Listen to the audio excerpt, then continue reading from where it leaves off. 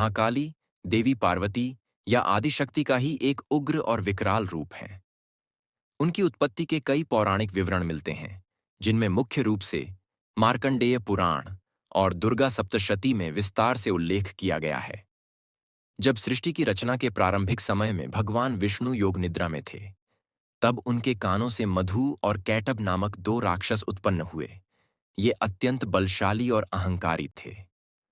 उन्होंने ब्रह्मा जी को मारने का प्रयास किया, जिससे संपूर्ण सृष्टि संकट में पड़ गई। ब्रह्मा जी ने महाशक्ति की स्तुति की, जिससे योग निद्रा, जो भगवान विष्णु पर विराजमान थीं, प्रकट हुईं और महाकाली के रूप में जन्म लिया। उन्होंने भगवान विष्णु को जागृत किया।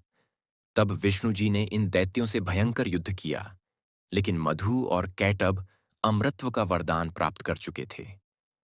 महाकाली ने अपनी माया से उन असुरों को अहंकारी बना दिया, जिससे वे स्वयं ही कहने लगे कि वे किसी भी स्थान पर मारे जा सकते हैं, लेकिन जल में नहीं। विष्णु जी ने इस अवसर का लाभ उठाकर उन्हें जल के ऊपर ले जाकर उनका वध कर दिया। जब शुंभ, निशुंभ और चंड-मुंड नामक दैत्यों ने स्वर्ग और पृथ्वी पर आतंक मचा रखा था, तब देवी दुर्गा ने उनके संहार के लिए स्वयं को महाकाली के रूप में प्रकट किया। रक्तबीज नामक असुर को यह वरदान था कि उसके रक्त की हर बूंद से एक नया रक्तबीज जन्म ले लेगा। जब दुर्गा माता ने उस पर आक्रमण किया, तो उसका रक्त धरती पर गिरने से असंख्य रक्तबीज उत्पन्न हो गए। तब माता ने अपने भीतर से एक और उग्र रूप प्रकट किया, महाकाली। वे विकराल रूप में प्रकट हुईं। उनकी बड़ी काली देह, हाथ में खड्ग और त्रिशूल, गले में नरमुंडों की माला और उनकी लंबी जीभ बाहर निकली हुई थी। उन्होंने युद्ध करते हुए रक्तबीज के रक्त को धरती पर गिरने से पहले ही पी लिया, जिससे वह पूरी तरह समाप्त हो गया।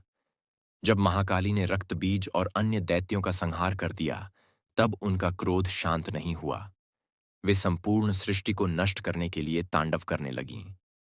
देवताओं ने भगवान शिव से प्रार्थना की कि वे महाकाली को शांत करें। शिवजी महाकाली के रास्ते में लेट गए। जब महाकाली का पैर शिवजी पर पड़ा, तो उन्हें एहसास हुआ कि वे अपने ही पति पर चढ़ गई हैं। वे लज्जित हो गईं और अपना तांडव रोक दिया। इसी कारण महाकाली को कई चित्रों में शिवजी के ऊपर खड़ी हुई दिखाया जाता है। महाकाली केवल संहार की देवी नहीं, बल्कि वे समय, काल, शक्ति और परिवर्तन की प्रतीक भी हैं। वे अधर्म, अज्ञान और नकारात्मक शक्तियों का नाश करती हैं और सृष्टि में संतुलन बनाए रखती हैं। उनका स्वरूप हमें यह सिखाता है कि जब बुराई हद से बढ़ जाए, तो उसे खत्म करने के लिए शक्ति का प्रयोग आवश्यक हो जाता है। तो आपको ये कहानी कैसी लगी?